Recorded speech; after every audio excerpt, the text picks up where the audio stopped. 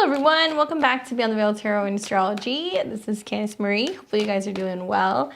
Happy Saturday, everybody. We're going to be doing live readings on the channel this evening. If you are new, make sure you give us a thumbs up, say hello, let us know where you're tuning in from the chat.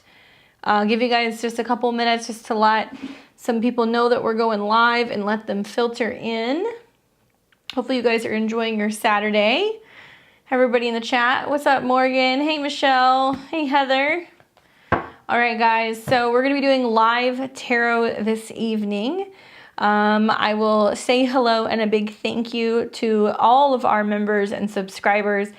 But those of you guys who are level 2 and 3, like Deanna, Claudia, Paula, Lisette, Stephanie, we've got Angela, Maui, Flowing Through the Pines, Willow, Steve, Emma, Susan, Mosfogel, Jackie, Harazed, Nancy, Jessica Martinez, and Susan Wexler. Thank you guys for your support. And as always, if you are a level 3 subscriber and you have not already cashed in on your reading for the month, let me know. We're going to be doing tarot this evening, astrology next Saturday, and then we still have another tarot on the 29th. So we're like halfway through the month. But if you haven't cashed in and you'd like to already, please let me know. What's up, Rachel? Hey, Claudia. Hey, Shelly. If you guys would like to get a reading, we're doing a tarot readings by donation. You can scan the QR code right down here. It's going to take you to my PayPal. In the memo, please put your name if it differs from your name on YouTube. And also in the memo, you can put your question. We are requesting $20 donation for 1 card, $40 donations for 3 cards. You can ask whatever you want. Feel free to share your sun, moon, and your rising, and just let me know in the memo what your question is. What's up, Claudia? We can do that. Just let me know which one you want me to take a look at, career or finances, so I can be more specific. And those of you guys who are getting readings, we're just doing it by donation. So I've got Claudia that's going to cash in on her monthly reading. And then we have got Megan, Heather, Michelle, and Rachel. Hello, Just Be. Thank you guys for joining me. Hopefully you guys are doing well. If you guys just want to let me know, we're going to be doing 1 question at a time. So if you guys want to be specific, that way I can be specific with my answer. I will let you know what I see. And we will start with Claudia, depending on which one she wants me to take a look at. You let me choose? All right. Let's see what comes up.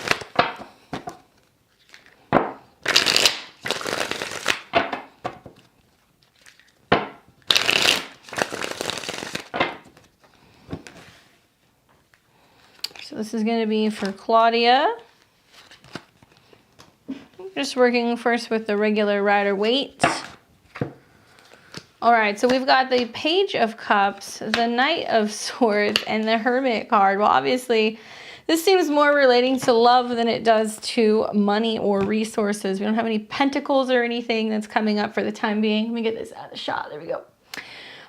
So we've got the Page of Cups, which does talk about new opportunities for emotional connections, new opportunities for new romance or relationship. So Page of Cups can be like a sweet connection, somebody who has an interest, just starting to get to know somebody who's kind of like romantic and kind of playful. Keep an eye out for water signs, okay? So when pages come up, sometimes it can be somebody who is a Pisces, a Cancer, or a Scorpio. This can also be talking about the beginning phases of just getting to know somebody. You've got 2 court cards coming up here. Page of Cups is usually something that I see when there's like a new connection, an opportunity to go on a date, something like that. And then we've got the Knight of Swords coming up, which talks about swift moving communication, action, back and forth, talking to someone. This is also a card that it brings messages. So it can be talking about somebody who reaches out, somebody who connects to you, some like real interesting exchange that you have with another person, talking more about your emotions and talking more about your feelings. This also does represent the element of air. So it can be also talking about communicating more with somebody, talking about where feelings are going, exploring feelings. If you're kind of just getting to know somebody, you might talk about how you feel. If you're already, in a relationship, it can be talking more about where you guys are talking about going, like actual like vacations, or just talking about feelings in regards to the relationships. But what's interesting is that the Hermit card comes up, one of the major 22 arcana. I see this as you being like, do I want to take the time and open up and get to know somebody? Do I want to make the space for that? Do I want to be vulnerable?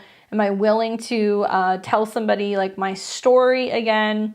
Do I want to go through the process of being open and sharing with somebody, you know, my secrets or my realizations about myself, about life? This can be talking about you going through a process of debating whether or not you want to get back into relationships as well. Because the Hermit card deals with self-reflection, isolation, kind of taking space and like thinking about things on your own and being like, ooh, you know, I'm not just going to take anybody who comes along. I'm not just going to jump into a relationship with just anyone. Really thinking it through and making sure that there's like a genuine connection and somebody who actually puts forth the effort in getting to know you or getting you out of your shell. This card comes up a lot with Virgo or any transits that have to do specifically with like Mercury. So I'm wondering if you take a look at your astrology, where the Mercury retrograde has been happening. It started in Libra and it went back into Virgo. There might be something here for you to take a look at these two houses in your chart. It may give you some insight and kind of talk about where you've been reflecting and thinking more about relationships or what's been kind of getting cleared up so you can actually be more open to connecting with someone. This can also represent two people because we've got two different court cards popping up. So it can say that since this period, there's been a sense of you being like, okay, do I want somebody that's just kind of a casual thing, a casual fling? Or is this a situation where I'm looking for somebody who I've got more connection, more intellectual connection, more communication, more of a sense of feeling like things are flowing and maybe taking more action consciously. Oh, okay, cool. So you're Scorpio, Libra rising.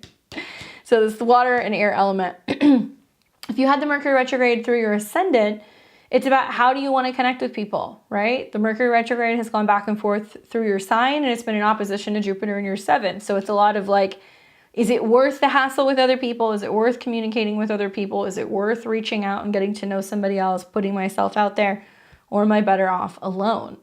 This Mercury retrograde period that's been happening through your ascendant into your 12th house has also been a lot of like, you know, what don't I talk about? Does it bother me? Do things come up that I've been kind of holding back?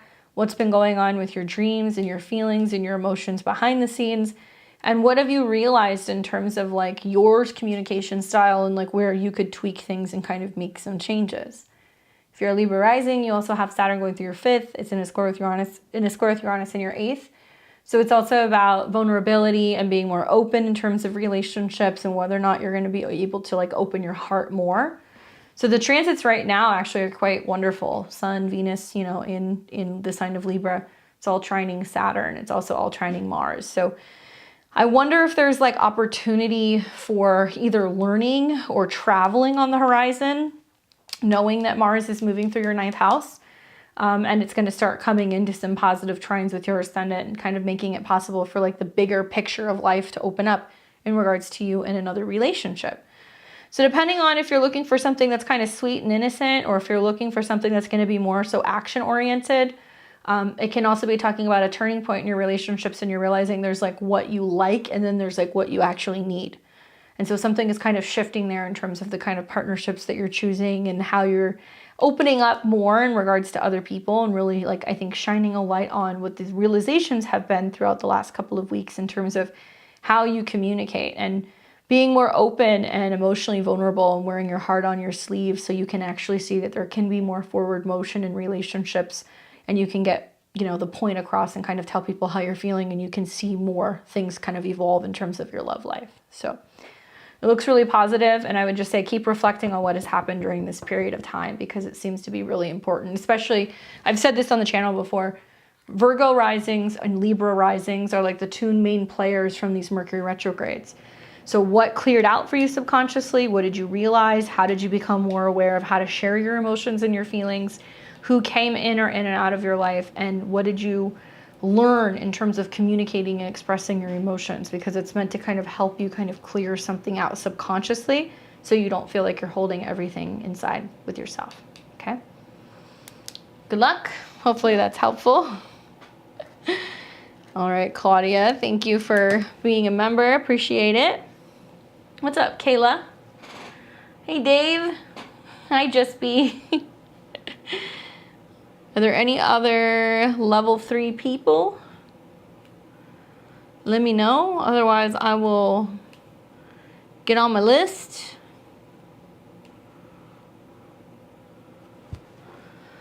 So looks like we've got Megan, Heather, Michelle, Rachel, Dina, Melanie, Amico, and Wendy. All right, so let's get right into it. Megan, one card question. First off, I've been wanting to say you were on the rise this year. Thank you. I don't know if somehow it could be two because they're kind of the same, but wondering if anything good is coming for the Scorpio solar eclipse, or is it just going to be the same torture, misery, pain it's always been for me? Asking about a specific younger Leo I asked about a while back. So much intense soul energy. It's taken some time. Wondering, is he worth fighting for? Because every time I ask my cards, I get the Star and the Ten of Cups. Yesterday, I got the Sun, so really been confusing. But really have been trying to believe in the total light within the darkness. You know, Scorpio does have to offer. Thanks so much. All right, let's take a look. Let's see what it says, Megan. Thank you for your question. Thank you, Melanie. Just let me know your question when you're on deck. What's up, Fabi? We're doing readings by donation. You can scan the QR code if you want to ask a reading. I'll put you in the queue. If you want to ask a question, excuse me. It's been a long day. All right, so let's take a look. Let's see what's up for Megan in regards to what's coming with these eclipses. She's got this back and forth that's been going on with this Leo. The Scorpio eclipse, to be honest with you, I mean, eclipses are eclipses, guys. They're going to bring changes regardless. But this eclipse is conjunct Venus. So it's an interesting aspect. I don't know if you guys saw my video. I did a video on it where I talk about it. I did an eclipse webinar too. Those of you guys who are interested in that, you can pick that up. It's like 4 hours long. I talked about both of them. So here is the deal. To me, it seems like this is the turning point. You know, Two of Coins tells me that there is like this back and forth, and it's about trying to find balance. So it can be, do I do this or do I do that? Am I giving too much? Do I need to be taking more? Like finding the balance within relationships with other people, and also like how much you can manage. So Two of Coins can be talking about whether or not the situation is a fair balance. Like the eclipse in itself isn't really all that bad, okay? To have it conjunct Venus kind of sweetens the pot a little bit. It's the second eclipse that's going to be a little bit more challenging. The lunar eclipse that's going to be in Taurus on November 8th. To me, this makes me feel like the turning point is near at some point, literally within the next 2 weeks, 2 months, where you're going to realize whether or not this is worth putting things on hold for, whether or not this is going to be something that's going to pan out. If you notice in the background of this card, it's something I always like to talk about. See the waves? See how kind of like treacherous the water is and like how unstable it is? There's like a storm going on. Things are kind of all over the place, right? So it says there's peaks and there's valleys. There's ups and there's downs. It's almost like you're going to need to wait until some of this energy from the eclipse shakes out before you kind of get better balanced and then kind of realize like, what do you need in your life? Do you need this particular relationship? Really, the choice is yours with Two of Pentacles. It's saying if you can swing it, if you can find that balance, if you feel like it's going to be a fair exchange, if you feel like it's not going to be taking too much on, right? And I also think for you moving forward, it's like asking yourself, like, can I carry everything, right? You know, okay, he's younger, there's an intense soul connection, whatever, but like, what are you putting in and what are you getting out of it? That's what I would ask myself. And this can also be about the physical effects that it has on you. So it can be saying like, are you putting too much focus on this that it's stressing you out physically? Is there a sense of you doing too much carrying the load in the relationship? Are you paying for things? Are you giving up too much time? Are you sacrificing, you know, work or other things you can be investing your time or your energy into a relationship that may or may not feel like it's in balance? So we know that the next card that comes is the Three of Coins, which talks about working on things together as a team. So actually, if there's anything I know, Scorpio eclipses, they bring out some kind of crisis that shows where there is dilemma or there is some kind of imbalance, so we can acknowledge it, we can clear it out.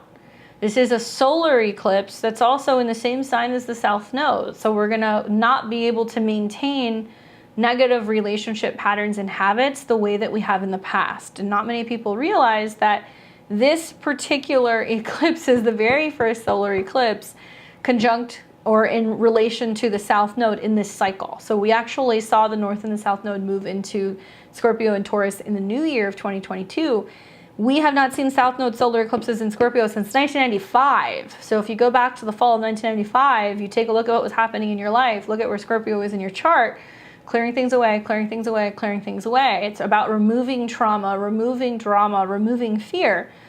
So if there is something that blows up or if something implodes and you're like, I can't handle this is too much for me, it's because you're supposed to be releasing and letting some of that stuff go.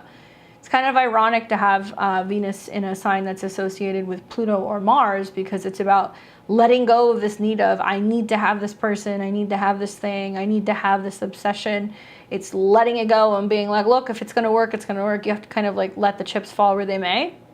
So I think for this card to be coming up for you kind of suggests that things are going to be a little imbalanced. You are going to see the turbulence, and you're going to have to wait probably 2 weeks to 2 months for this to shake out. And then you have to ask yourself, can I have both, right? Can I have peace and have the relationship? Can I feel grounded and be with this person?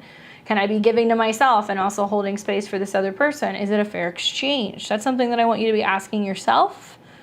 Not a bad card, just makes me feel like there's going to be a re-evaluating priorities and a shifting of the priorities, and then you have to stay with that shift and then see if he meets you in the middle, right? But it looks like you have about 2 months working time, and in the end, the choice is yours. It's just reminding you to not have your hands full if you are trying to prioritize other things in your life right now, if this is a dynamic where it's like you're doing all the heavy lifting, right? Hopefully that helps. Thank you, Melanie. Appreciate it. Hey, Lammy, you can scan the QR code right down here. If you scan the QR code, you can make a donation, $20 for 1 card, $40 for 3, and we will be doing the reading for you. And if you guys can, please leave the question in the memo for me. I would appreciate it, so that way I can see it when I go and ask you your question. All right, so we've got Heather. Thank you, Heather. She's a Leo sun, Cancer moon, Sag rising. Relationship reading. Did I make the right decision by walking away? Ooh, girl. It's that Mars in your 7th house. It is that Mars in your 7th house. Let's take a look. Just know, if you're making a decision as a Sag rising to end a relationship right now, Mars is in shadow. So some people will come back. They will come back. Some Sag risings are ending relationships that remind them of previous relationship trauma, drama. Some of you guys are ending things with the square to Neptune and you want to run away. You're like, I don't want to deal with it. And then it's going to come creeping back in. So watch what happens when Mars turns retrograde at the end of the month. It might come back to you. And there could still be a back and forth. Clear into your birthday.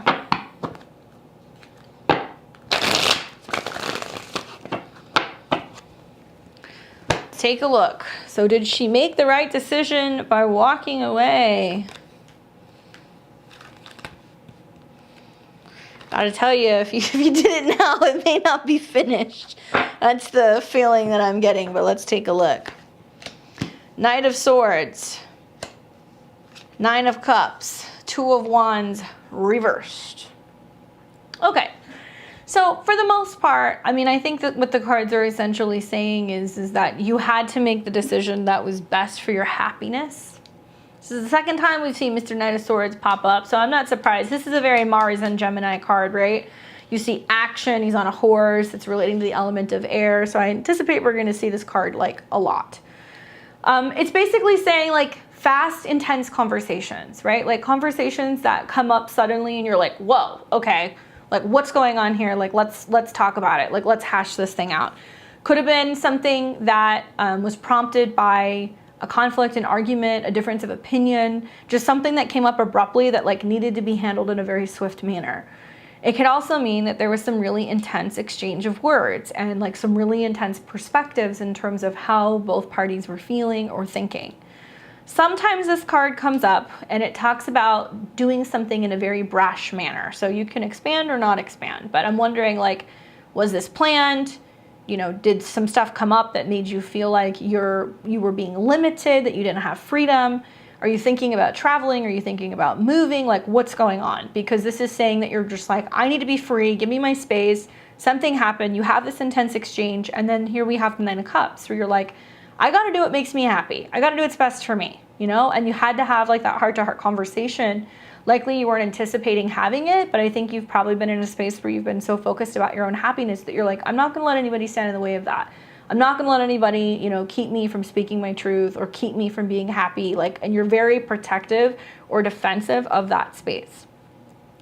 Followed by the Two of Wands reversed, which is kind of saying like, I don't know if I see a path forward, right? Usually you see this guy standing between the two rods, assessing, you know, what direction he's going in or what the future holds. And he's got a globe in his hand and he's thinking about where he wants to go in the map. So this could be kind of one of two things. It can be that possibly you're realizing like there is not a path forward. You don't really know if it's possible to maintain your own happiness and stay in this dynamic. And you're realizing that now before you get too deep into the relationship. Or B, this can also be a sense of some self-sabotaging that comes up because you're like, I can't lose my freedom, or, you know, I can't travel, or I can't make some of the choices that I want to make, or I can't have some of the freedoms that I want if I'm tied down. Okay, now I'm seeing your messages. That's what I'm worried about. Action. He was content where we were. I wanted growth. I felt stuck, been thinking about it since May. Okay. So like I said, if you're looking at this being like, hey, because, you know, Sag risings, like you guys are like, let's travel, let's go places, let's experience things. Like you guys want the bigger, the better, right? You really want to experience everything life has to offer. And to me, this does seem like you're really adamant about making change and communicating where it is you'd like to go. So in this sense, I think you made the right decision. If you feel like that person isn't really entirely too clear about what the next steps are, I think with Mars in your 7th house, you want action-oriented partners, people who are like game on for like whatever life has to offer, making plans. I mean, Mars rules your 5th house of communication and fun and travel, dating, passion, love, like all of that stuff. And there's a need to kind of share. When I say communication, I mean like sharing what you love, like telling somebody like exactly what's on your heart or exactly, you know, what you're feeling. So if you weren't getting that same response from the other person and you're like, okay, they're not matching my vibe, so maybe there isn't a possible way forward. Yeah, I think you made the right decision, but I also will tell you that now that you've taken a step back, you have to see how they respond, right? Because for you, there was, you know, this Mercury retrograde that was kind of going on in the Taurus area of your life when you talk about May. And that is technically for a Sag rising, you know, 6th house. So there was something going on that was already kind of quietly brewing behind the scenes about what wasn't working in a relationship. You know, Mars square Neptune, I think, can also bring up like that person may not know where they're going with their career, or they may not necessarily know what they want in terms of relationships, or they're a little bit lost. So you may find that when Mars goes retrograde, right, and it starts coming back into the square with Neptune, that somebody might be like, okay, well, you know, I didn't know what I wanted, but now I do. They may come back to you. I think in terms of just the relationship in itself, you're already in the process of moving on. I think you're also like kind of considering that path closed, or like you're not moving forward because you don't see somebody who has the same drive as you, or you don't see somebody who has like the same lust for life. Do not be surprised if you still hear from him. I would say stand your ground, because the Two of Wands is not really willing to negotiate. If he feels like, you know, that eventually that's going to lead to a dead end. And if you keep focusing on what strides you can make to focus on your own happiness, or be able to kind of keep moving, or keep kind of, you know, going places. I think you said you have Leo, or is it Leo or Cancer somewhere in your chart? Cancer moon. Okay. So your moon's in the 8th house. And right now you're having your lunar return. So there's like a lot of reflecting on what's changing and what's kind of shifting for you, Leo sun. And also as a Leo sun, you're still having the Saturn opposition. So yeah, I mean, you know, I don't know if it's just you need somebody who's more adventurous, or you need somebody who's willing to plan the future with you. But like, I wouldn't look back, just knowing that you have this Sag rising and Jupiter's going to be in your 5th house next year. And you're going to have the opportunity with eclipses that are going to start next year to really focus on true love. And like I said, I still think that you might hear something, but you know, ultimately at the end of the day, if you don't feel like you guys are on the same wavelength, then yeah, you made the choice that was going to be best for your happiness rather than delaying this any longer. And if you've been feeling like this since May, that's giving it a long, hard, you know, 6 months. Now it's the eclipses that are going to start taking place in your 12th and your 6th house, where you start realizing like where there's patterns or where there's habits. As a Sag rising, you want to take a look for where these eclipses are happening in your 12th house of Scorpio. A solar eclipse conjunct Venus, that is going to possibly bring a new opportunity for a romantic connection over the next 6 months. But I think it's also going to possibly bring like secret admirers or kind of like behind the scenes like love affairs and things like that. So there's definitely more opportunities that are coming. Just don't shy away from remaining open to, you know, dating opportunities. Great transits for you in the spring next year. Yeah, showing up unannounced is very Mars square Neptune. But I think you made the right decision, my dear. That's a difficult one. Good luck. Good luck. For some reason, those cards make me feel like there's like travel in your future. So I'm wondering if you're going to go somewhere to kind of get some perspective. Okay, so we've got Michelle.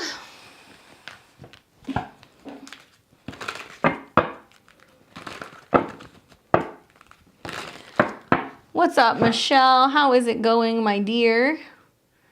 You got this live reading. Let's see, did you ask me a question already? I got Melanie's question, but what can I answer for you, Michelle? Michelle? There you go. Hi, I want a love reading for the next month. Okay, cool. Gemini Sun, Libra Moon, and Rising. There she is.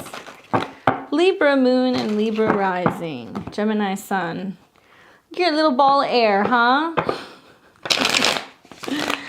Well, I have to tell you, Libra risings have really great transits right now with Venus and the Sun in your sign. Very positive. Lots of attention, lots of eyes on you. And having Venus in your sign, your ascendant, it's in a trine to Mars in Gemini in your 9th. So you got Mars on your Sun and Mars rules your 7th. So to me, that feels like there's definitely some stuff coming in. There could be some double trouble. Sometimes people come in pairs, you know? Especially if you're like taking a course, traveling somewhere, learning something, returning back to a place that you have visited before. Or you might reconnect with people from the past with that Mars retrograde who live in different places. Holy cow. Okay, so we've got the Tower, the Justice card, and the Hermit. My question for you is what it would be for any Libra rising. What did you learn? I was just talking about this a second ago. What did you learn from this Mercury retrograde? Mercury's gone, I mean, so significant for a Gemini because you are very strongly tied to Mercury, but it went retrograde in your first into your 12th house. So what did you clear out? To be honest with you, to me, it looks like there's been some stuff that's being unearthed. Obviously, these are 3 major cards, so that's pretty significant for you to pull 3 in a row. The Tower is like the oh shit card, right? It's like when you're at a party and somebody's playing Jenga and they pull that, you know, like little piece out and the whole thing like topples. So the Tower card is like, okay, it's time to kind of like really kind of just clear the air, regardless of the damage that ends up kind of happening. So if you have to topple a relationship, if you have to kind of clear something, if there's some kind of like huge realization or something that kind of comes up for you that just totally shifts your perspective, so be it. Mars in the 9th house will do that. It's basically kind of showing you like, okay, what are your beliefs? And like you have to fight for yourself or you have to stand up or fight for something. It does positively support your chart though, because it's going to be trining your ascendant and your Venus. Like maybe it's standing up for yourself, you know, defending your beliefs. This can also be talking about the fact that in doing so, you kind of realize that there's a lot of karma that's at play here. So justice is talking about cause and effect and like the effect that you have on other people, the effect other people have on you, that there is this like kind of karmic entanglement that you are learning lessons through relationships. That's part of the process.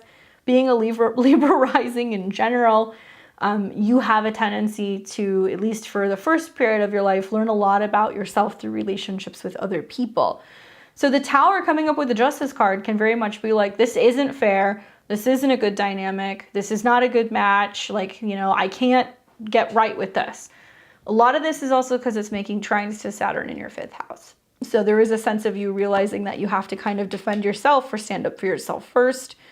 And that it takes 2 to tango in relationships. The Justice card is saying that a lot of things are playing out, that need to play out, that need to be cleared out. Followed by the Hermit card. So this can be saying a period of now self-reflection, what you've learned, looking back at stuff, how relationships have gone in the past, what needed to end, why things fell apart, how that kind of shined a light on things for you and made you kind of learn and realize like what was not healthy and what needed to go. For many Libra risings, especially as Pluto is getting ready to enter into your 5th house, it's about letting the past be in the past, no longer continuing a pattern of issues or trauma, right? Whether it's with family, whether it's with your love life, people that you've lived with, things like that. And also kind of clearing karmic patterns that might be coming up as a result of like your shadow self, and realizing that you can either get into relationships or situations that are making you, you know, become more aware of like self-undoing tendencies. Like that can be a theme with the Mercury retrograde that's recently happened. I would say there's something very interesting because this deals with Libra and because this deals with Virgo, that you realize something very significant that was probably earth-shattering and kind of scary. And it might have shown you whether or not like certain relationships or partnerships are really imbalanced, and where you need to kind of go your own way and focus on kind of healing yourself and clearing something up and like being honest with yourself so you're not repeating these patterns, right? Because you've already gone through the clearing phase. So it's like, I don't see a lot of crisis right now. I see a lot of like, okay, self-reflection and awareness and realization that, you know, it's probably better to be alone than to be in a relationship for the sake of having a relationship if it's not a healthy dynamic, or if it's something where you're just going to be repeating the same patterns just with other people. That's kind of the vibe that I'm getting here. So I don't know if you want to expand on that. I saw that you said you learned to speak your truth, but in doing so and kind of righting the wrong of a situation, it may have made you feel like you're kind of on your own. And if that's how you're feeling, like it's going to pass, it's going to be fine. Probably with these eclipses, it's also helping you kind of really kind of uncover with 8th house eclipses, the psychological effects of being like, okay, you know, like what does it mean to actually really kind of deal with some of these things, and like how can I go deeper into union and partnership and be more transparent and be more honest, even if it's scary, even if it's ugly, even if you don't want to take a look at it. These things have to come up, and yeah, you're just in a period where, believe it or not, you're finally breaking a pattern and you're clearing something out that is like kind of opening the pathway and making it possible for healthier relationships moving forward. But also you're a lot more self-aware of some of the blind spots that were going on where maybe you were falling into the same patterns in relationships in the past, okay? Lots of big stuff that's changing for you. So really nice to see that that got cleared out right before the eclipses. You're so welcome, Michelle. Good luck. I'm a Scorpio Sun, Libra rising, so I totally get that. Totally get that. All right, so who do we have next? We have got Rachel. Rachel, what is up, my dear? Oh, and I meant to say before I move on to the next reading, thank you, Lammy. Somebody was asking, an individual, can we have an astrology reading tonight or wait till Tuesday? So we may be doing a podcast this week. I'm not sure. I need to check. If not, I will be doing astrology next Saturday. And there's probably going to be a lot of people because it's going to be before the eclipse. But I'm going to post the link early. So if you want to join next Saturday, we are going to do astrology. Okay, Rachel says, I'm confused about Pajama Guy again. We were in a relationship and went for a super romantic weekend a month ago, and he's distant again for the last few weeks. I thought maybe we would hang out tonight, but he's ghosting me. What is up? Oh, girl. Okay. So those of you guys who are not aware of the ongoing saga with Pajama Guy, with Rachel, let's take a look and let's see. Rachel, do you not have Venus in Taurus, or is it your sun that's in Taurus? I don't remember. Look at how the eclipses are affecting you. So if you have something that's around the 0 to 4 degrees of fixed signs, or 14 to 18 degrees with the fixed signs. Yeah. Okay, so these are the eclipses that are starting up. That's what's going on. So let's see what's going on. Why is he getting ghosty? Where is he? Queen of Swords. So what's up? Did you tell him what's up? Queen of Swords. Yep, it's the opposition of Pluto. Queen of Swords is coming up for you. So this is basically saying, like, let him have it, right? Like, I'm not condoning violence or verbal abuse, but the Queen of Swords is like somebody who's like very between the eyes. So this can be calling him, talking to him on the phone, FaceTiming him. I would say, like, try not to, with some of the stuff that's going on right now, to like have conversations via text message. The Queen of Swords is going to take the sword, because swords are used to direct energy, but they're also used to like draw the line in the sand. You know what I'm saying? So I feel Queen of Swords is not passive. So this is basically saying what's about to happen. You're going to like lay it out and be like, here's how it goes. If you are going to be having this eclipse with a Pluto opposition, then it's basically saying that what's getting ready to happen is that, you know, you need to be really between the eyes and direct with him. Yeah, but here's the thing. I feel like the Queen of Swords isn't going to be passive. She's basically going to put it all out there and be like, here's how it goes. So whether you want to draft an email, if you want to say to him, hey, can we find time? Can we sit down and can we talk? You can. You can wait until you have like a... Venus is in a trine with Saturn right now, and this is an air element. So in theory, you could. But I think you're a Virgo rising. Is that correct? Let's see, I think I've got your chart here. I don't remember. Could have sworn you were Virgo rising. Right? Yeah. Okay. So what's going on is you've got Mars going through your 10th house and it's in a square to Neptune. So there is a sense of not really knowing what direction is what. I would say to you that the Queen of Swords is still going to be about calling a spade and being like, what's the deal? Or here's what's up. It's less about confronting him. It's more about telling him what you're going to do. Because she's not trying to tell somebody what to do. She's telling somebody what's on her mind. She's communicating effectively. She's getting the point across. So it might be a matter of you just being like, look, I don't want to do the back and forth. I don't like seeing you and then going weeks apart. We're in a relationship. What's the deal? Right? The bottom card is the Nine of Wands. So that's basically saying you want to say to him, I don't like feeling like I'm just left holding the bag emotionally, or that I'm the one who's responsible for making things happen or making plans or setting things up. Like, there's a need for you to be like, I'm not interested in doing this. And still know that with the Mars retrograde, it's gonna go back and forth into a square with Neptune. So this will go on off and on in relationships not having clarity really until the spring, unless you use the Mars on your 10th house to basically be more assertive and more direct and being like, look, I'm not going to be left on red. I'm not going to be left hanging. Relationships are a two-way street. So it's not like it's the Queen of Wands reversed who would get angry and get aggressive. This is somebody who's more about talking about what you feel, what you think, and what your actions are going to be. And it might make sense for you to say to him, I thought we were in a relationship. So if we're in a relationship and I'm communicating and you're not communicating back, there isn't a lot of clarity, and it makes me feel like there is no path forward, or that we're not making any headway. If you check out, it leaves me to have to make decisions, and maybe that means that you're making plans without him. You're planning on doing things. There is a need for you to be able to kind of let him know that you're not going to slow down and you're not going to make sacrifices if he's not communicating. And it's a matter of, I think, telling him that you don't want to be put in the position of making plans and moving forward with your life without him, and that you need him to kind of step up and communicate when there's a problem or when there's something wrong. That's what I think. But yeah, knowing that you're going to have these eclipses that are going to affect your Venus, this is going to affect and challenge your ability to be diplomatic.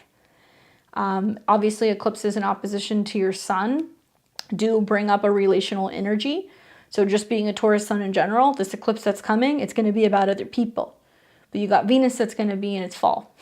So it's like, okay, you know, you're checking out, or you're getting weird, or you're afraid of intimacy, or you go 2 steps forward, 1 step back. Like, I'm not playing that game. And you don't have to be angry. Be more proactive in talking about what you're thinking, what you're planning on doing, and let him respond to that. Yeah. So, you know, if you've got Pluto in opposition to Venus, you're no stranger to having really intense exchanges where there's a back and forth with another person. Somebody's going to play hard to get. Somebody's going to get fixated on the other person's going to run and hide, or there's power struggles or power dynamics in relationships where somebody doesn't feel like they're in control. So this eclipse is just going to highlight that. It's just going to show, hey, this is what's really going on. And it's happening in the axis of your 3rd and your 9th house. How are we communicating to get to the bigger picture, right? So there's a need to kind of communicate and get the point across. And if you guys have been doing this for 3 years, it's better to know now in the midst of some of the squares so you can start kind of clearing this out so you can create space for somebody who is available. So Queen of Swords is more about solutions. She's not about problems. The Queen of Cups might cry about it. The Queen of Wands is going to fight about it. But the Queen of Swords is like, I don't really give a shit what your problem is. This is what I'm doing. So I'm letting you know that I'm being left to make the decisions because you're not communicating. Make him understand that you're going to start moving forward in that fashion. You don't want to, but you need him to communicate and let you know what's going on, you know? Hopefully that's helpful. It's frustrating for you mutable signs. Yeah. Meditate with the Queen of Swords. She's very direct. She's very short and sweet and to the point. She's not going to go on and on and on and on and on like the other queens, you know? Good luck, Rachel. I've got Melanie, and then Amico, Wendy, Brandon, Michael, and Bowen. Bowen? Yeah. Melanie, I saw your question here. Those of you guys who are tuning in, if you want to get a reading, there's a QR code right up here. You can scan the QR code. You can get in the queue. All right, so let's see what Melanie had to say. Let's see. Was she up here? Where was it? Did I lose it? Okay. Thank you for sharing your gifts. I wanted a general reading. You got it. All right. Let's switch decks.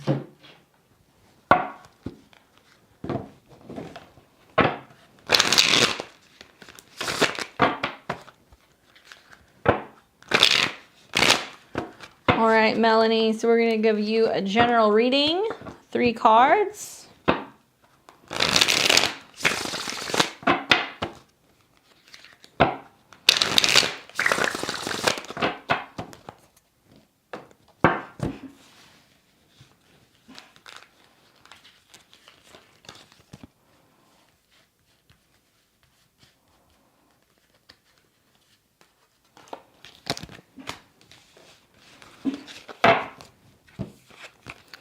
We've got Page of Swords, 4 of Pentacles, Queen of Swords. Have you guys noticed how many swords are coming up right now? Can you guys tell that it's Libra season? Page of Swords, 4 of Pentacles, Queen of Swords. She makes another appearance.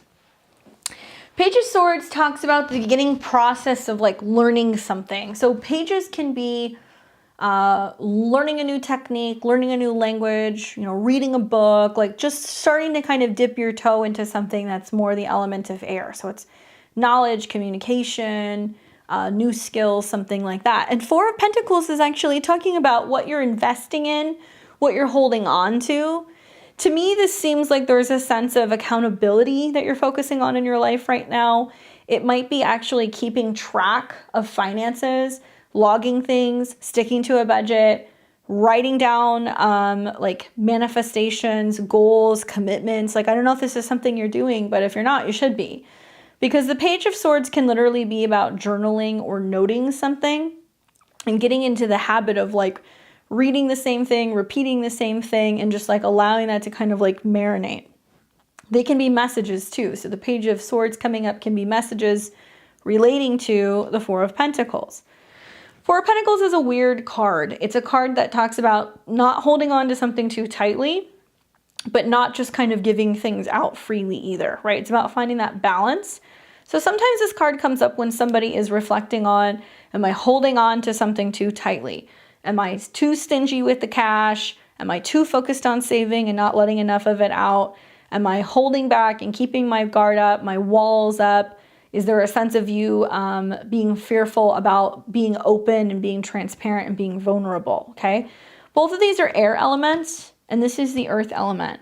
So I can't quite tell if this is about you going back and forth, like I said, in terms of your finances and really reevaluating where you're having challenges when it comes to saving money, holding on to money, investments, and you're learning to break through that, right? So it's breaking the mental confines around anything in regards to abundance. So Four of Pentacles coming up is like, oh no, I can't spend too much, or I can't let that go, or there's a need for me to hold on to something because, you know, if I don't, then I'm not going to have enough. It's like you're smashing that.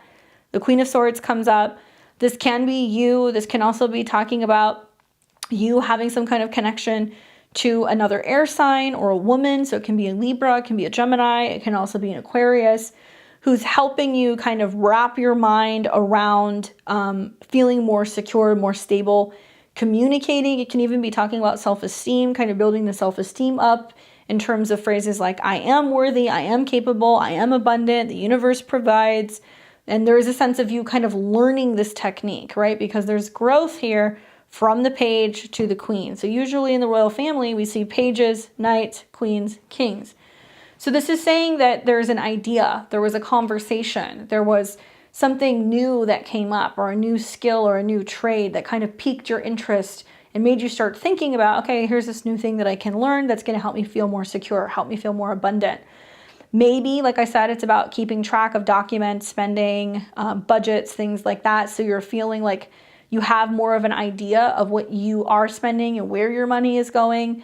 Or it can be about your relationship with resources and your self-esteem, and like not connecting your worth to what you physically do or do not have, and reminding yourself that, you know, finances and abundance are in a state of flow, and all you have to do is remind yourself that things are flowing in and stuff is kind of coming. So there is a sense of working on that in terms of like your mental limitations when it comes to financial or physical security. This can also be talking about anything in regards to feeling stuck, heavy, rigid, not being able to move forward, and kind of like lightening the mood a little bit with the Queen of Swords, and reminding yourself that if you have been struggling with something where you felt like you've been at a low point, if you haven't been able to break through something, if you've been having issues with your health, if you've been having issues with dietary stuff, or like actually letting things go, you know, because the Four of Coins is an energy where it's like, you know, we're holding on to something so tightly that if we just start to loosen our grip, we're going to realize that it can actually bring us peace, and it can bring clarity, especially mental clarity when it comes to what you really truly find important, right? So it's kind of funny because air and earth, they're two very different elements. Like whenever I see that combination come up, especially with the Four of Pentacles, I'm like, look, you can have the job. It doesn't mean that you're necessarily abundant. You can have the relationship. Doesn't necessarily mean that you're safe. So there's things going on right now where you're kind of like realizing like, okay, I got to get out of my physical body. I got to be working with the mind. I got to be reminding myself that I am not my physical space, that there is a need for me to kind of connect to opening myself up and reminding myself that things are flexible and things can change, and that your state of mind really affects your physical being. I get hit by Lyme tick in June. Okay. So I think it's about you learning new ways to maybe move that energy around a little bit, the way that you're looking at what can potentially be a challenging, you know, situation, especially if you were down, money was tighter, you weren't working as much, or you were having to kind of pay for cost of medical, whatever happened here. It's about looking at the situation as a glass half full and being like, okay, what did I learn from this? And what's my mindset? And how am I going to get myself out of this by being able to kind of raise my vibration out of this physical space where I'm feeling a little bit lower. And I also feel like it's amplifying your skills when it comes to communication, and like learning to ask people for help, learning to tell people when you're in a difficult spot, learning to be able to also communicate and express you know, where you've had challenges and what you've learned. Because there's like a lot of takeaways from this. Like sometimes when I see the Page of Swords with a lower card like this, it's like going into the situation, you know, kind of having to kind of struggle through it. When you come out the other side, you have a really great story, or you've learned a new technique, or maybe you've changed the way that you started taking care of your health, or the way that you eat. Like there's some information that comes with this period that is enlightening, first of all, with the air element, but also it's something that makes you more knowledgeable, and there in turn, it's going to make you more powerful. So it can be, do you teach other people how to bounce back from, these health issues? What have you learned in terms of techniques or energy healing or anything in regards to like journaling and like mental stuff, which really kind of helps you kind of build the physical body, because it's mind, body, spirit,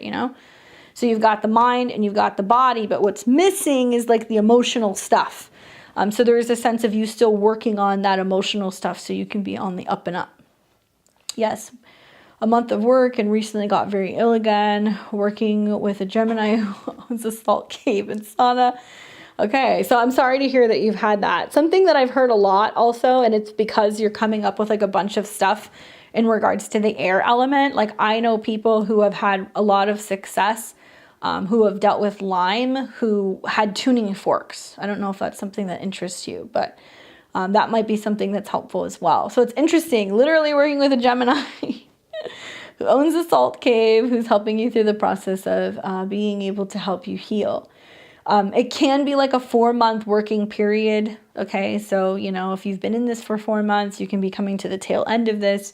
And I personally think that there are going to be much stronger communication skills and much stronger mental skills that will come from this period of your life. And if you're feeling like you're a little bit tight financially with some stuff that's kind of going on, I will tell you that it's all about a state of mind, and that there are people who are coming in to kind of help you. All you have to do is communicate, But yeah, I know I have a really long-term client of mine. Her mom does tuning forks, and she happened to get Lyme a couple years ago. She had never gone to go see anybody, and her mom started working on her, and that was like something that really, really, really shifted. Also dietary stuff as well, Yeah. Frequency for sure. Yeah. I have no idea, but I wonder if I can get her mom's information. I don't know. Her mom's a practitioner in New York, but for whatever reason, that seems to be the only thing that helps her, because she'll get it so bad she's on a table and she can't make any changes. But 4 of Pentacles is the physical too, so like dietary stuff as well. But I think that some of the skills and the things that you're learning are really significant right now, and it looks like it's going to be about a 4-month working period. And obviously, after the 4 of Pentacles, we know what comes next, the 5 of Pentacles. So if you're not asking for help, if you're not reaching out, you can find yourself in a bit of like a situation where you're feeling even more stuck. So it's important to keep communicating. Okay? Sending you lots of good healing vibes. Hope you feel better. And I'm sure that you will be back at it soon. Thank you for joining us for a live. Keep us updated. You can pop in and let us know when you're bouncing back. You've got Amico, and then Wendy, Brandon, Michael, and Bowen. What's up, Amico? For Amico, Sun in Aries, Moon in Taurus, Pisces rising, still looking for a farm to host me for a work trade in Hawaii, like we talked about the other readings, and bringing my dog to the farms that are available to bring pets are slim. I've heard back from a few hosts, but the accommodations they offer is tent camping, and I'm not comfortable with that as a Taurus moon. I don't want to leave my dog in a tent when I'm not there. I'm just wondering, will I find a match before the end of October to get there? Or am I being too picky? I've been trying to listen to my gut and be patient, but I'm anxious that I might run out of options if I stick to my preferences. So a couple things I would say to you. Yes. Hi. Best for me to get out before Halloween. I haven't found any good hosts yet. I'm getting anxious about the negative. So here's the deal. At the end of the day, you're a Pisces rising, okay? So what's getting ready to happen is Jupiter is going to go back into your sign. So a lot of it's going to be about your belief, your vision, what you're praying for, the guidance that you're getting. 2, Mars will go retrograde in your 4th house. You have to understand that with Mars going retrograde square Neptune, you're running the risk of jumping into something and then being like, whoa, these weren't the accommodations. Like, it looked different than it did in the picture, right? Neptune. And there being a bit of a flip-flop. So I think between the eclipse, now that you're getting close, and the Mars retrograde, we're already in the eclipse energy right now. So the fact that you're getting ready to have an eclipse that's somehow going to be aspecting your moon, what degree is your moon? because the Taurus eclipse is 16 degrees conjunct Uranus. So that's going to be somewhere in your third house. So it can be an indication that there's a move and then there's another move. 1 degree. Yeah. The cards I'm pulling are like swords, and I'm trying to control my mind and be patient. Well, it's better to delay than to get into it and then be surprised. I will say that. So let's see what the cards say. But yeah, I get it. Taurus moons, you guys have to have a comfortable, safe, secure place. I'm almost wondering, like, because you have that moon technically in your whole sign third, there's going to be an eclipse there. Is something going to present itself that's like a short-term thing? Very short? Or if somebody has some kind of like flexible housing situation, not a tent, but it could be a motorhome. It could be like a little tiny cottage. It could be something where you can do a temporary stay, something like that. And this card is very much highlighting the Scorpio eclipse. Okay. Death. So it's basically saying something is getting ready to change. So it's best to wait and see what this card ends up bringing. The death card does talk about something that is uncomfortable and something that needs to change. So it is kind of foreshadowing the fact that you could get into something and then realize like this is not working for me. Yeah, I understand. I also wonder, okay, like I get it. Your moon is in Taurus, Pisces rising, and your sun is Aries. Okay. So you have like a lot of like Taurus vibes then, because you have a whole sign, second house sun. I'm thinking in the back of my mind, like with that eclipse with your moon, if you really are concerned about bringing your dog, okay, is there any neighbors, because the eclipse is going to be on your moon, that would be open to keeping an eye on your pet? If not neighbors, close friends, or relatives. If you do have to go somewhere and come back. Obviously, I'm a dog mom, so I get it. You don't want to do that. But the death card is talking about like making changes that are for the better. And I'm not saying leave the dog and go and stay in the tent. I'm saying that if you know that you're not going to for sure have a place where you can take the dog, is there someone else who can help you? Especially with an eclipse that's going to be somewhere near your moon. It makes me feel like Venus in opposition to your moon could bring somebody who's going to be like, hey, you know, I'll watch them. Or another idea that comes to mind, because the third and the ninth house have to do with traveling, I would look at like house stays. Like I know all kinds of, I have friends, I have clients that do this, that do nothing but house sit. Like there are websites and things you can go and sign up for where you can go and do extended house sitting, where you'll house sit somebody's house for a month or whatever while they're in another city or in another country. Some of them need you to watch their pets. Some of them don't mind if you bring pets. But that might be something worth looking into. Just knowing that you're going to have a Venus in opposition to your moon eclipse, that it might be kind of foreshadowing that there is somebody who may be in that area that needs a place watched. You might be able to have something that's flexible, and at least you know that it's going to be stable in the process of being somewhere. And with Venus in opposition to your moon, that could be your mom or family. I don't think it's going to be long-term though, to be honest with you. And I wonder if the Mars retrograde will ultimately bring you back, but you're going to have some kind of support that will either come from a family member, or it can come from another woman who's going to be like, oh, watch your dog or I'll give you a place to stay. And the death card is saying that whatever shift that you're making, it's uncomfortable because you're like, okay, I didn't want to have this change to your plans, but knowing that you're going to have an eclipse that's going to be in opposition, and also that you're going to be having a Mars retrograde in your fourth, many Pisces risings are going to move, get somewhere, and then realize like, oh, this ain't for me, and they're going to move again. So at least if you know that you have the dog briefly covered, it may be easier to navigate some of those changes rather than being in a place and not being able to take care of the dog. So the death card is saying you're going to have to make some changes.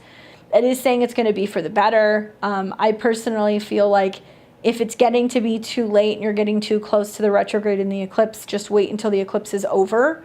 That way you've seen the kind of the dust settle, and at least as planets get into Scorpio, being a Pisces rising, it's all going to start trining your ascendant. So you're going to go, okay, I'm still going to travel, but there's the change. It's going to trine Neptune, and then planets are going to come and they're going to start trining Jupiter, which is going to be in your ascendant. You're going to realize it works. It's a little bit more adventurous than what you were intending on doing, but that's the pieces of the puzzle will come together and make it possible. Yeah. Yeah. So, I mean, the changes are already kind of coming up. I personally feel like, this is just me, like if you're a Pisces rising with Jupiter and Neptune, you're not going to mind being close to the ocean, but I don't necessarily know if you're going to be totally comfortable being there long term. So if it's something that you can try out, and then if you decide to go back home and come back, great. But I would still look into, knowing your transits, some of those house watching services, or maybe going and signing up for one of those websites or something, because you may be able to go and do an extended kind of homestay, and you might be able to kind of stay in somewhere that's going to be a little bit more comfortable. Yeah, but there's definitely going to be changes. It's fine if you wait until after the eclipse. To be honest with you, it is, because it's going to shake so much stuff up in your chart, and you'll see that things are going to open up more for you in Scorpio season. Good luck. I know that can be difficult, being a dog parent and also being adventurous as you are with some of these transits. But I like the Venus in opposition to your moon. Somebody's going to offer to kind of help watch the doggo. You're welcome. Wendy, Brandon. Wendy. Ooh, Wendy says, what is the eclipse season bringing for me?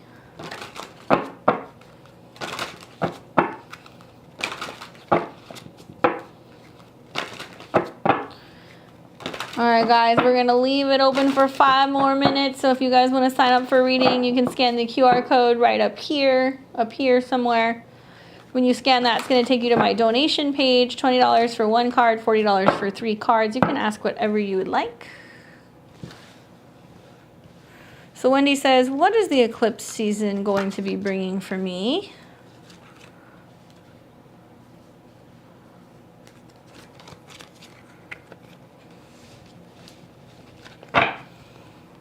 Well, Wendy, we've got the King of Cups, the 2 of Wands, the 7 of Swords.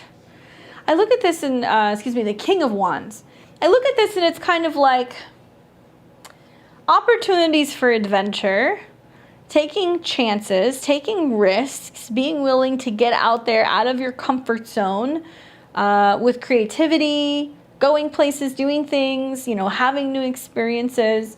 I'm wondering, what rising sign are you? Because this talks about like the 1st, 5th, and 9th house, the wands. So King of Wands can be saying it's bringing in a mastering of creativity, of feeling alive, of being able to have more adventure, put some kind of creative project out, to start something and finish something. Okay, cool, Cancer rising. So it's in your 10th house. So this can be about career. This can be about your schedule. This can also be about your money and your resources. So the fire houses for you are the 2nd, 6th, and 10th, which is fire houses in earth placements. So it's like, what are we bringing to life that's going to bring more sustainability, right? More food, more money, more work, what have you. Watch for fire signs. So there can be Aries, Leos, and Sagittarius that can come into your life. I'm curious if there's anyone like this here now that you're kind of dancing with or entangled with, because the 7 of Swords is coming up. So it can suggest that there's a bit of back and forth that's like, can I really, put it all out there and trust this creative project? Can I trust this person who's coming into my life? I use that term because 7 of Swords talks about something that can be unveiled, something that wasn't clear to you. Sometimes it's somebody's true motive. Sometimes it can be the truth when dealing with a relationship or when dealing with a person who you're doing business with. The card that comes up on the bottom is the King of Swords. So I think it's like there might be a sense of you going back and forth about what somebody has told you and whether you can actually trust what they're telling you to be true. I don't know if that resonates, but if you're going back and forth with somebody romantically, especially, the 7 of Swords is like, okay, is this person just like telling me what I want to hear, but is it actually going to be stable and like commitment oriented? It can be a sense of doubting something about your creative process, what you're putting together, what you're advertising, what you're selling. The good news is that you're optimistic, though, because the 2 of Wands coming up again in the center position is saying, like, you're trying to keep an open mind. You're really excited to see what the future holds. You're also thinking about what is possible in terms of feeling inspired, in terms of traveling and connecting with other people. Cool. So don't doubt yourself then, is what I would say, you know, because that Seven of Swords is making me feel like there's so much room here for like talent and the ability to lead and the ability to actually take action at work, that you don't want to shift into something and then like doubt your vision, doubt the direction that you're going in, doubt your ability to lead other people, because kings are, that's what they do. They rule the kingdom. So if you're looking for jobs, there might be more opportunities in management. There might be more creative opportunities. There might be stuff where you're really putting yourself out there and you're showing, you know, other people what your talent is, because the King of Wands is going to be very action-oriented, feisty, optimistic, something like that. And when it comes to making some of these changes in your career, there might be a sense of like, is this the right position for me? Like, am I kind of in the right line of work? Like, I could see the Seven of Swords like questioning that, but I think the Two of Wands is saying you're keeping your options open. You're kind of selecting between what could be two positions or two different paths, or maybe you're getting ready to kind of pivot. Knowing that you're in Cancer rising, you got Jupiter going into your sign fully in the new year. You've got eclipses that are going to be starting in your 10th house in the spring. Like, it's full steam ahead for about 2 years for Cancer risings when it comes to their career. And as Jupiter goes through the 10th house, you can be more responsible for a team, or there's more travel, or there's changes to your schedule, and you're having to kind of manage things and help people. And you're also going to be finding with the eclipses in your 10th house and the North Node in your 10th house, you'll rise to the top very quickly. But it's all on you, right? So it's on whether or not you're courageous, Aries, enough to start something new, to go into a new direction, to be able to be like, I can do it, all eyes on me, I'm totally capable. And it might also be a position that like you have to work a lot by yourself, or that you have to travel by yourself, or that you have to be the person who's out there talking to people, initiating relationships, shaking hands, whatever. And it's like really going to be, it's all on you. This is a really strong period, having the North Node get ready to go into your 10th house next year. It happens every 18 years. So if you're going in a different direction in terms of your career, I like it. I feel like you just have to be a little bit more comfortable being in the limelight, being assertive, and trusting the fact that it is time, I think, to make a change. And it's probably it's gonna take a little bit of time. This will start making more sense for you about March, April of next year, when you start seeing these eclipses roll in, especially because they're gonna square Pluto. So you're gonna realize that as your career is changing, you're going to start changing the way that you identify out in the world. So you might really kind of settle more into like this new position, or you might settle more into this new identity in terms of your professional life, more so in the spring of next year. Don't doubt yourself. And I'm curious to see if this is like a man that comes in that you end up working with, or somebody who's a boss, or like a mentor who's like kind of gassing you up and being like, you got to get out there, and like they're telling you, you know, like, you have to just win people over and be charismatic and be confident. And that if you can do that, then it's going to end up kind of bringing you, you know, more positive kind of opportunities in terms of your professional life. So watch out with that Seven of Swords. Don't doubt yourself. Be mindful that there are going to be kind of forks in the road that are coming up the next 2 months, where you have to decide if you're going to go left or you're going to go right. And I feel like going the path where you're going to be more independent, and also where you're going to have more freedom when it comes to how you're dictating your schedule and where you're going and what you're doing. Like, that's the path that you want to take, because it's gonna make you a lot happier. Okay. Good luck. I hope it goes well. I'm sure it will. Cancer risings have been waiting a hot minute for these new beginnings. All right, so we got Brandon. What's up, Brandon?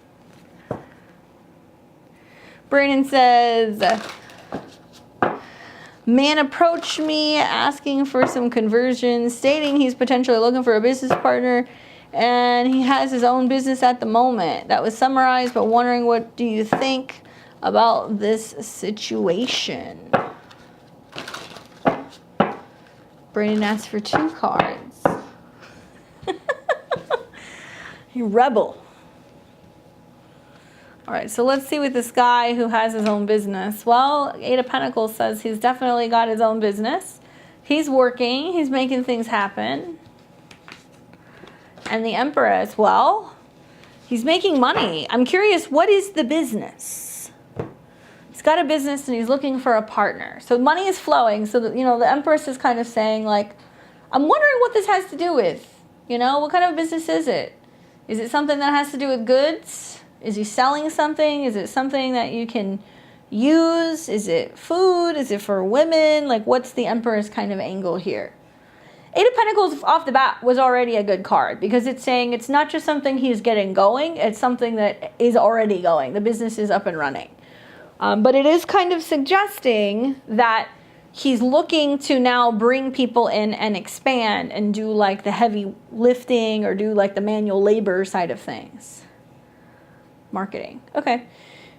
With the Empress coming up, this marketing might be more specific towards women, feminine stuff, cosmetics, things that women buy, clothes. I mean, I don't know what the deal is, but you're going to see there's going to be some other like angle to it, right?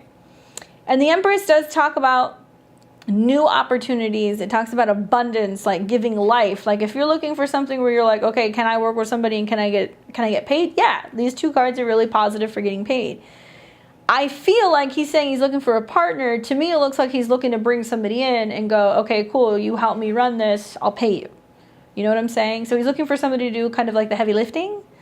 But I don't think it's anything shady. There's nothing shady about these cards coming up. It does seem like it's abundant and that it could be actually very lucrative come the spring of next year. It would take about 8 months for this to happen. And the Eight of Pentacles is like perfecting something. So to me, it seems like he's figured out like his groove, how to make money, how to keep the business going. But now he's ready to kind of amplify and bring other people on who can work for him. I do also think because eights deal with abundance and eights deal with mutual resources and financial exchanges, that this could be worth at least exploring. It can be like him going like, look, I'll pay you, a flat rate, or you can come in, you can do the work and I'll give you a percentage. So there is room with the Empress to be like, okay, I can really grow. I can really support myself. I can bring in more resources that are going to be able to fuel having a much more comfortable life, because the Empress is about comfort and it's about being able to have all of the things that we need to not just survive, but to thrive. So it's having nicer things, having a much more comfortable kind of atmosphere, feeling like there is more money that is kind of, available for you to kind of indulge a little bit on and enjoy. But I have a feeling there's going to be something connected to this that might be somehow involving women in like cosmetics or things that women may buy, or somehow like having an audience that's going to be more geared towards, marketing products for women. So it looks worth like looking into, you know what I'm saying? Especially considering the fact that, you have like that Mars transit that's setting up. It's going to make some positive aspects to Saturn and some other planets that you have in the sign of Aquarius. So I feel like it's trying to get you to start communicating and talking and working with groups of people and finding ways to be able to bring in more resources, right? It's worth checking out. I don't think the guy is shady. I think he's legit. He's making money. So I would ask him about it. And keep in mind that this isn't just about having a job. This is about building something that you could potentially take some of this money and invest in the future. You know what I'm saying? Jupiter in Aquarius. There you go. Uranus in Aquarius. So Moon in Taurus. That really makes me wonder, being in Aries rising, if you got Moon in Taurus, working with women or food or cosmetics or something, clothing, women's clothing, that may come up because you're getting ready to have the eclipse that's going to be an aspect to your moon. So he might say, okay, cool, you can come in and work, but you got to work with this team, and here's, how you do it. So there's going to be an exchange, basically. But it can be the beginning process of setting everything up before you have Jupiter go into Taurus next year, which will bring more money from some of these businesses. So I would find out what it's about. Part of fortune is also conjunct my moon. So yeah, so actually that Mars North Node Uranus conjunction, then it was trying to set you up with a company. The 11th house is a bigger company that was going to help you be able to open up that part of fortune. Go and look at the Sabian symbol for 19 degrees of Taurus. That's what you want to look at. It'll give you more information about that. But it's worth checking out. I would check it out because it looks like it could be abundant. Yeah. Good job. Good luck. Let us know what it is. I'm curious to find out what you end up working with. All right, so we've got Michael, Bowen, Tara, Rachel's back for a second serving, and then Mira. So we're going to close the readings. Michael. What's up, Michael? One card question. Is there anything positive coming up for me? Let's take a look.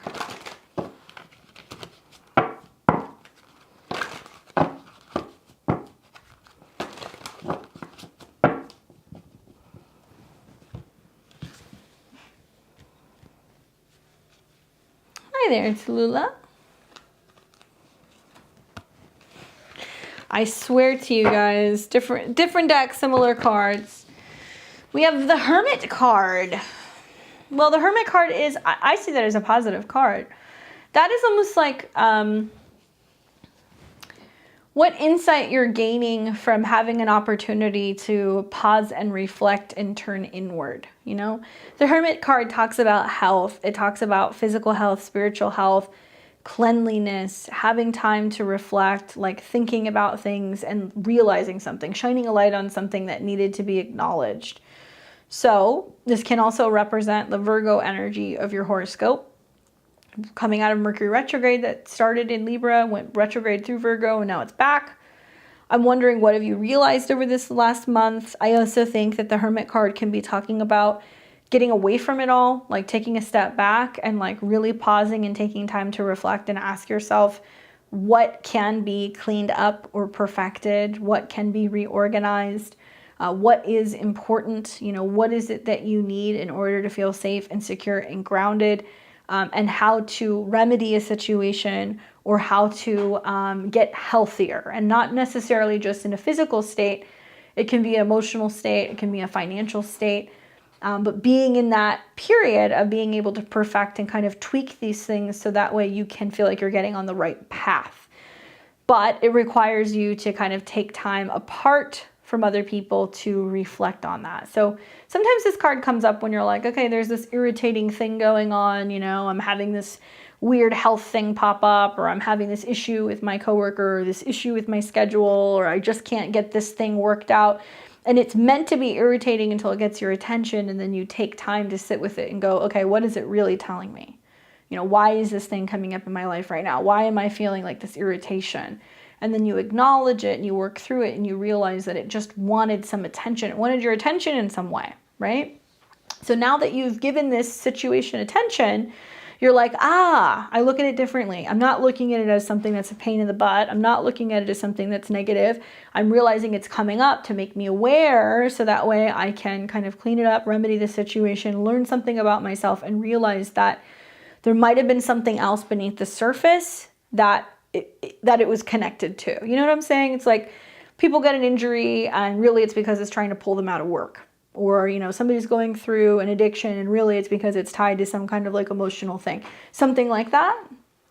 Just working on my self-esteem, seeing all the crap that I've put off because of my self-esteem. So there you go. So, you know, the Hermit is kind of cool. It's like the more experienced, older, wiser version of the Fool, right? So when we see the Fool, he kind of pops up and he's excited and he's willing to go on this adventure, and then by the time we get to the Hermit, it's like he's traded his knapsack for a lantern and awareness, and he's got a beard and he's wiser now. So there's a sense of being able to reflect on what's happened in the past and be like, you know, sympathetic and understanding and compassionate and handle things gracefully and humbly and like kind of forgive yourself for whatever has happened, because now you're older and you've learned through some of those things. So there can be a lot of like forgiving past situations and finding ways to be able to remedy it and kind of realize like why it was actually coming up, so you can finally get to the bottom of it and you can finally heal it. So if it's self-esteem stuff, you're aware of it now and you're like, okay, that was really the problem. Like, let's get to the bottom of it now.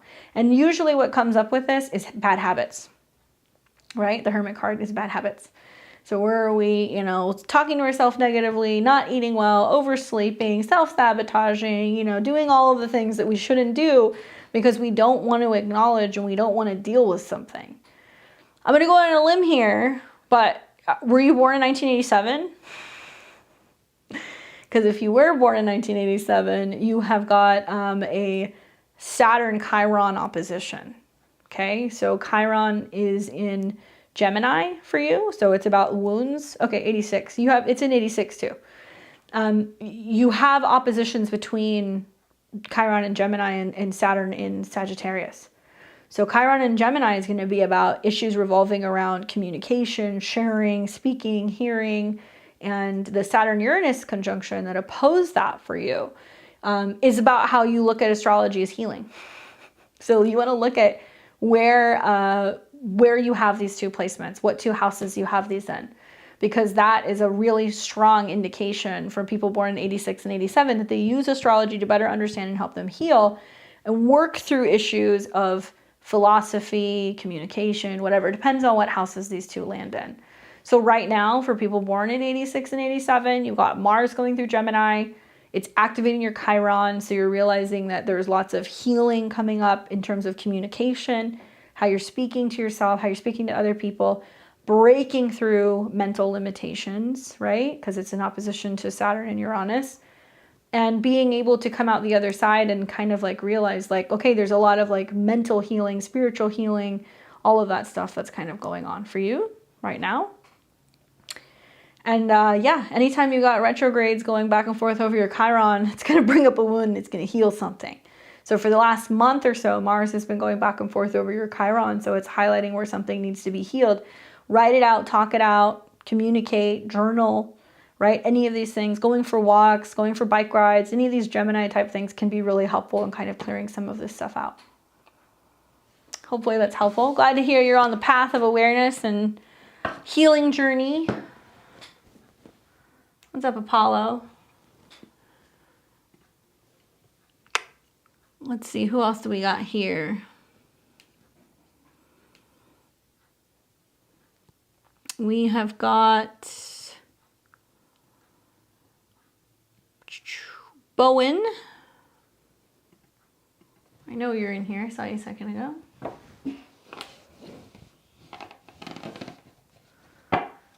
Hey, Russell, I got you.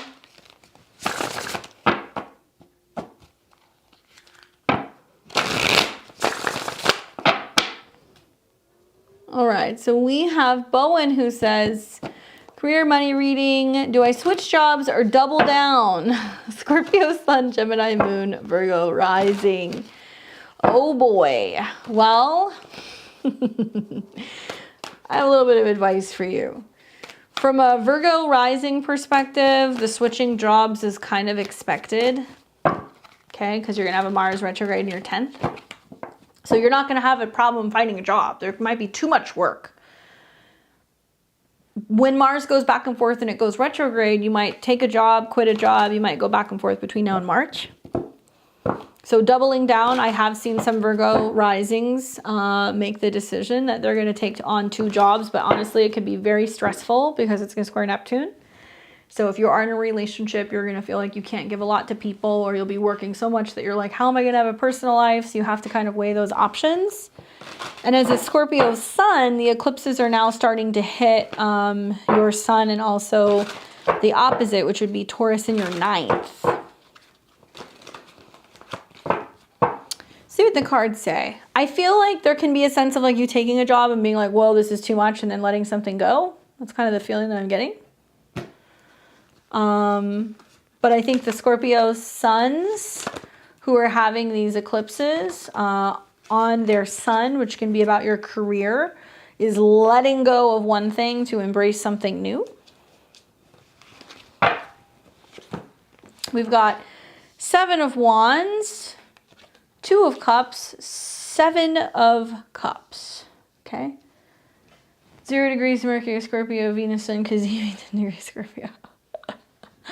So a couple things. The fact that you're going to have a Saturn square to your Jupiter is worth taking a look at. I think there's going to be like a contract, or there's going to be an offer where you may feel like you have to make a decision around the second eclipse around the 8th. Okay. And there is a new Sun, Venus, Cazimi that is setting up, but it's going to be in Libra. So it's going to be in your second house as a Virgo rising. What I see in these cards is it's basically saying stand your ground and wait, because you might be like, okay, do I take this one or that one? Do I just do both? Like 7 of Wands is kind of like you standing your ground and being like, no, I'm going to hold out for something that's going to be the whole enchilada. instead of feeling like you hold on to something for security and you take the other thing to see how it goes and then you can't manage both and you get overwhelmed. I also think that this is about you staying open for like the right match, right? Two of Cups.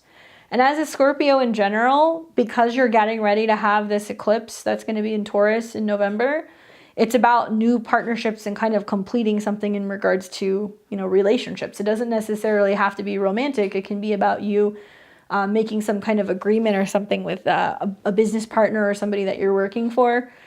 The Seven of Neptune's energy is very much talking about the Mars-Neptune square, and that you're like, there's too many options on the table, right? You're like, I can do this, I could do this, I could do this, I could do that. Like you can, but you're going to realize that once you get involved in one of these jobs, you're going to have somebody who's going to be like, okay, we're working together, and you may kind of get bombarded with like all of the stuff that you have to be doing work-wise. Know that being a Virgo rising, by the time you get to Sag season, as Sagittarius planets start moving through your 4th house of home, it's going to square Neptune, it's going to oppose Mars in the 10th. Like, I think you may get a job offer that's in another location. Like, I think it's worth holding out for. If you really want to juggle too, I'm going to tell you right now, just knowing the astrology, it's going to be overwhelming. But the Seven of Cups is saying it's going to be emotionally a lot for you, right?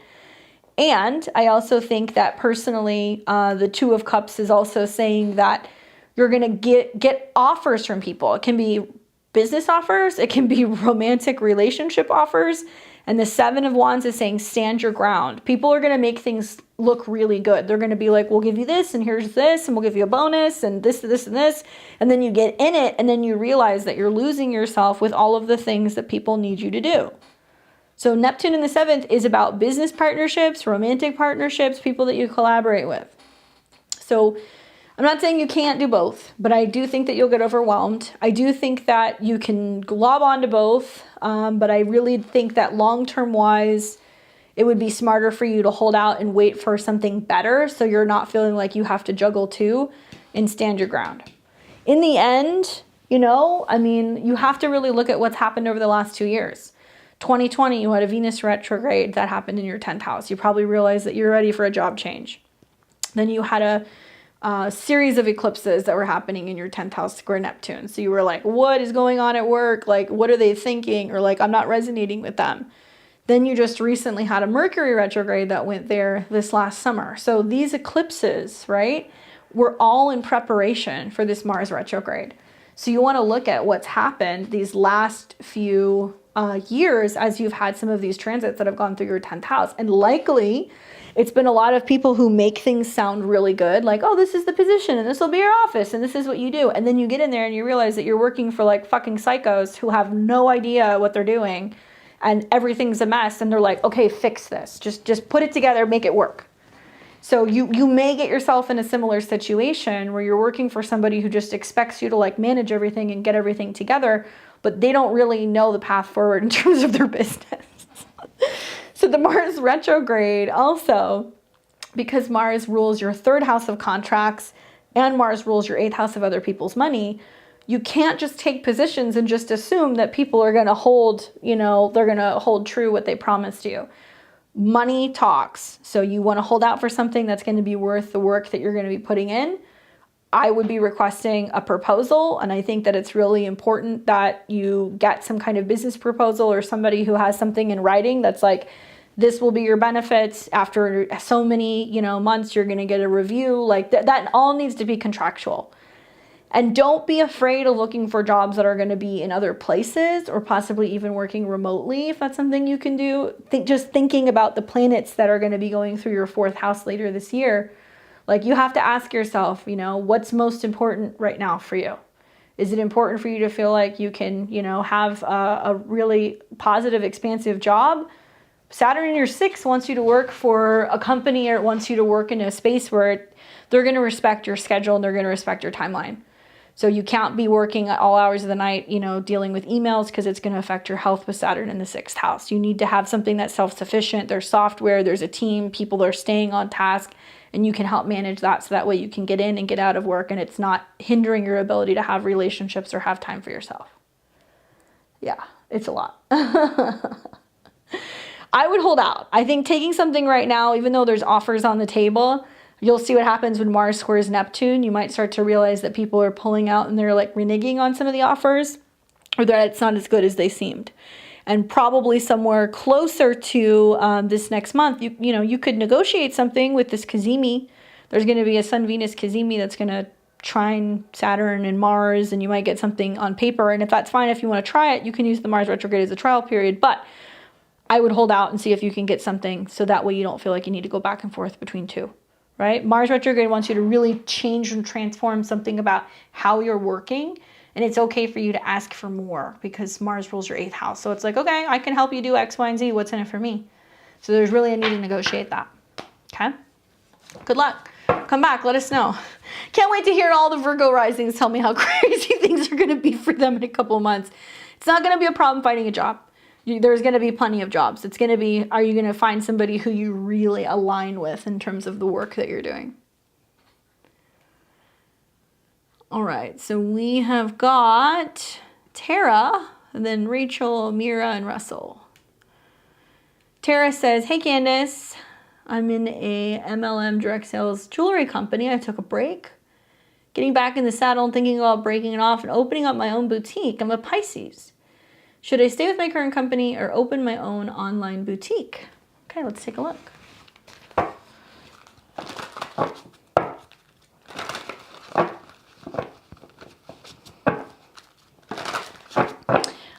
Being a Pisces, depending on your rising sign, Jupiter's going to go into 2nd house to your sun in the new year, which can be great for Aries.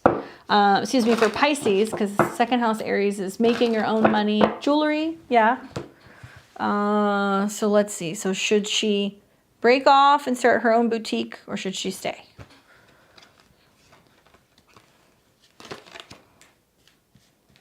That one wants to be red. Okay. Okay, so we've got Knight of Cups, Page of Cups, 8 of Pentacles. Really interesting, because the Knight of Cups is saying, like, emotionally you feel like you're kind of already leaning in that direction, right? I think that this is about you kind of being like, I have the chops. I know how to do it. I know how to develop this relationship with clients. Like, I know what people like. I know what people want. I know how to appeal and put stuff out there.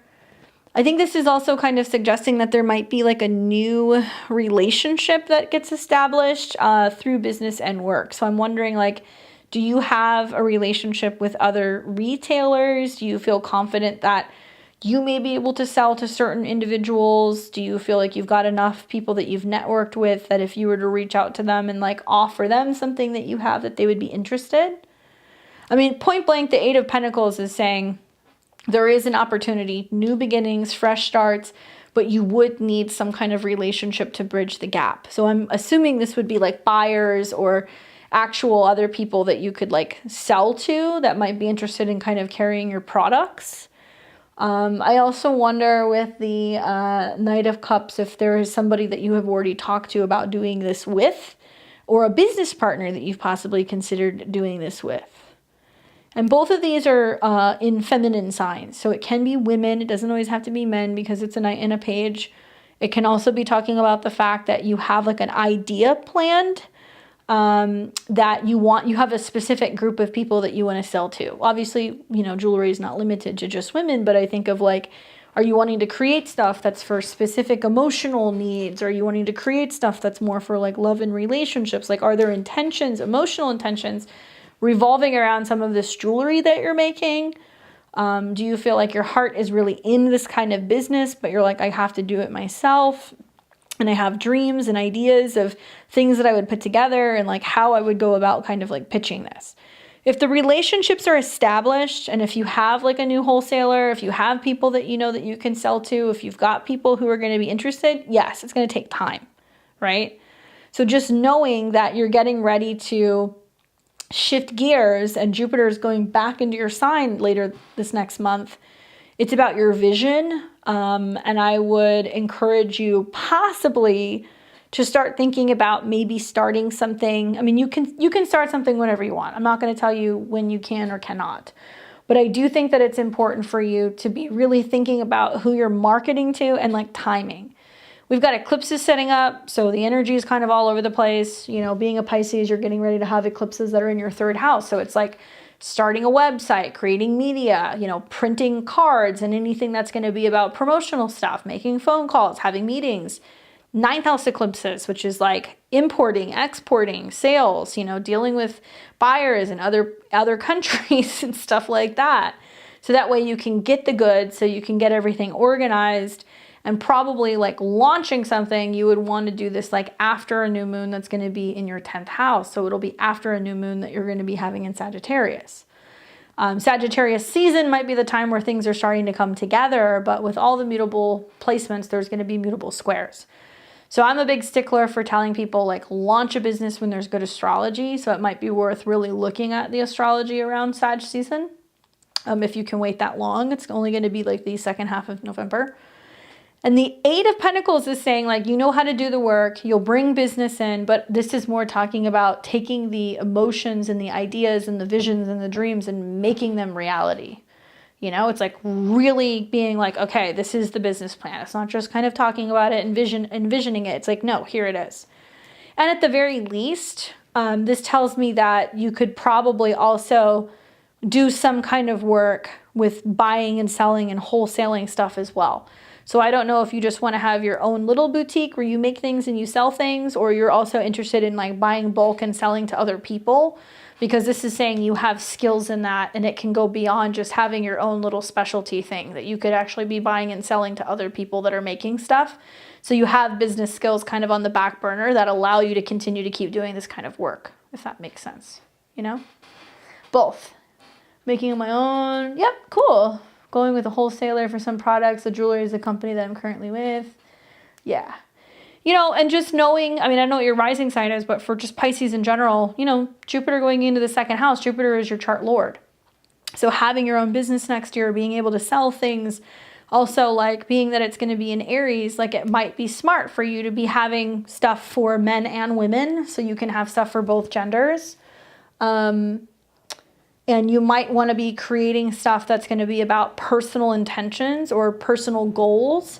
You might notice also that there's like an interest in you learning about working with metals. So you yourself might learn more about soldering and like how you can actually like create pieces, custom pieces that you're putting together. So you might wholesale buy the products and you might be able to get things that are pre-made, but you might be like, actually, I want to learn how to work with metal. That's something that might come through the Jupiter transit, you know? But yeah, I think it's a good move. Could take up to 8 months. Eight of Pentacles is up to 8 months. But I also think it's saying that you have the drive and the determination, and that you're going to keep doing one of the businesses while you're building the other thing, and you're going to keep pulling that out. And look forward to the eclipses that are coming in the spring next year around April, because it's setting the stage for the North Node to move into your second whole sign house from your sun, which is focusing on bringing in your own money. Yep, metal charms. That's perfect. Yeah. Learning to work with that as Jupiter goes into Aries is going to be really nice. And the second house is necklaces, things that go around the neck. And maybe you're going to like offer like custom pieces, or like people can tell you what they want. Like you can like create it. You know what I'm saying? But it looks good. Let me know. Really exciting. That's an awesome thing that you're doing. It's always exciting to be able to go your own way, you know? Good luck.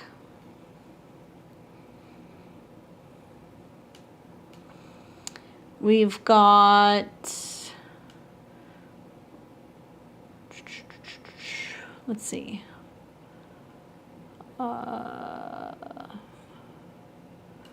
Okay, so that was Tara.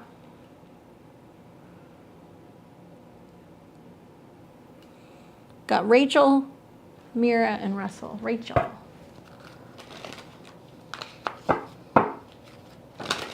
Hey, Truth Beyond. Thanks for joining us. Rachel says, should I move my kids out of their school?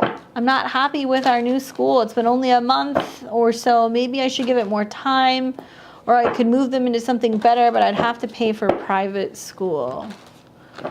This is very much also the eclipses that are taking place in your third and your ninth. That's always education. So should she move the kids out of school? Okay, so Four of Wands says this is a temporary space.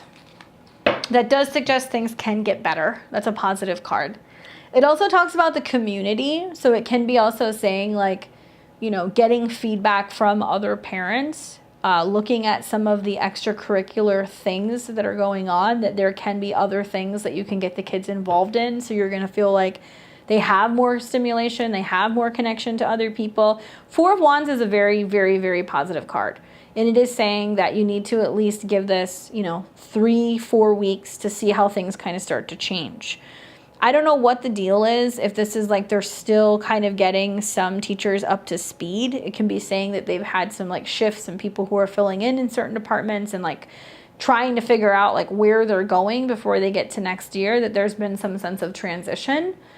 So whatever has been happening has been temporary. I also feel like I would look at what's going on at the end of the year, if there's going to be like events and things going on for the school. So if they start having like more community stuff, if they're, you know, bringing people together and trying to focus more on like how the kids are interacting with the staff and stuff like that, this is a positive card and it indicates that things are going to get a little bit better. But obviously, just knowing your astrology, you know, having eclipses that are happening in your 3rd and also your 9th house does deal with communication and education and Venus, Pluto. You could feel like there's not some very nice female teachers that are kind of hanging around. But this is not a negative card. This makes me feel like you need to take a look at what's going on outside of being just in the classroom. And whether or not there are teachers that are getting more involved in being able to create kind of like community, you know? So I don't know if there's going to be like holiday fairs or if there's going to be plays or like other things, but usually this is like stuff that's like art related or more social or gatherings and get-togethers. And I would go and I would see if you notice a difference, because there can be more of like an emphasis on trying to bring people together with this card, you know? Hopefully that's helpful.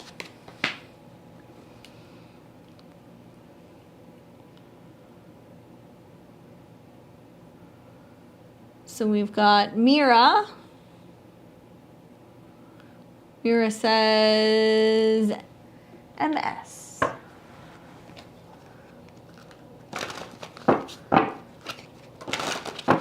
There she is.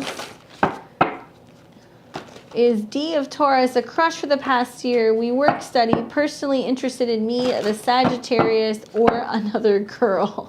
Okay, let's take a look. Crush for the past year, work study.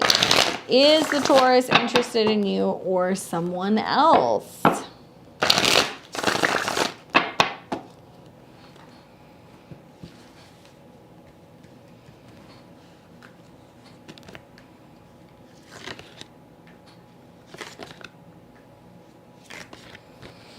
Got a face card that came up. Sorry guys, that was an extra one. Okay, so we've got the Page of Cups, the Queen of Swords, and the 3 of Wands. These cards are basically saying you gotta shoot your shot. You know, speaking up. I'm curious, what is the other person's sign? Do you know the other girl's sign? You know? Wondering. So basically, Page of Cups, emotional connection, interest, having an interest. If you're asking about whether or not there's an interest in you, the Page of Cups is basically saying, yeah, there is a crush interaction going on here. It can say it's very small. You know, there's something going on in terms of you being able to pick up on these subtle cues if there's flirting going on or anything like that. But really what's coming up is the Queen of Swords and the Three of Wands. It's like, shoot your shot. It's like being forward and being like, hey, I noticed there's a connection. Like, you know, you want to go out to lunch? You want to go and do something?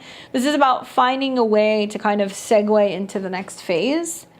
You said you're a Scorpio, you said you're a Sag.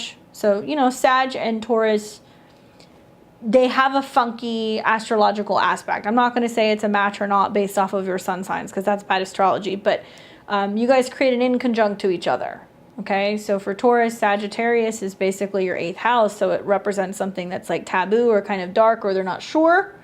And for Sagittarius, Taurus is your 6th house, so it's like, okay, am I perfect? What's wrong with me? Can they make time for me? Are they interested? the best way to kind of open this up, I think, is to get outside of the workspace, to be kind of direct, or the study space, whatever it is that you guys are doing together, and taking it to another environment. So the Three of Wands is like, do you want to go out and grab lunch? Do you want to go and grab a coffee? Do you want to hang out sometime?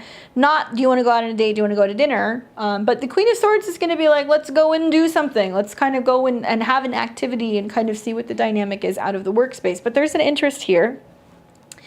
And I'm not really concerned about the other person, because what's coming up for you in the center is kind of like how you respond to the situation. So if it's saying basically Queen of Swords, it's saying speak up, say something, you know, put it out there and let them know that you're interested in being able to talk, seeing if there is a path forward, seeing how you guys interact. I love this card because it also talks about not just talking about it, actually doing it. So there might be a need to be like, hey, I've got tickets to this event, or like, I'm going to go and see this concert, or like, I'm planning on going to this party. Do you want to come with me? Like, there's a way of being able to be like, there's already something in motion, but I would like you to join me.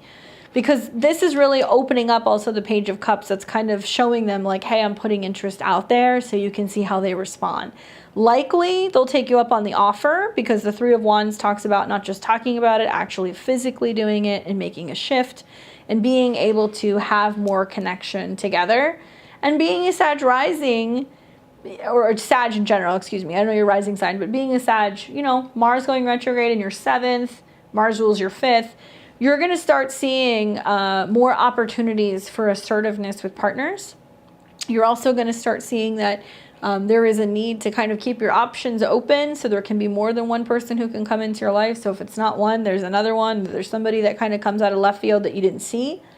And I don't really see this as being challenges to other people. I feel like if there was an established relationship, it would basically say, you know, like hands off. We would have seen cards that come up reverse. So I think this person's open. I would reach out to them. I would be like, hey, I've got plans. Do you want to do this thing? And see what happens. Because I do think that the two of you guys will be able to kind of take it from there, and that this crush can actually develop into talking more and getting to know each other, and like getting to know each other outside of the workspace, because there's a need to take it to another place. Okay? Good luck.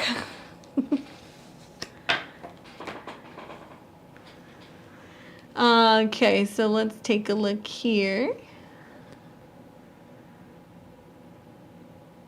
Let's see. Here we go.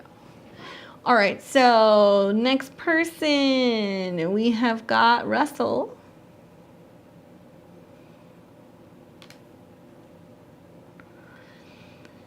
Russell says, I am a 26-degree Cap Sun. Ooh, you're having a Pluto party. 2nd house moon in Taurus. 5th house or 6th house whole sign. Rising Sag.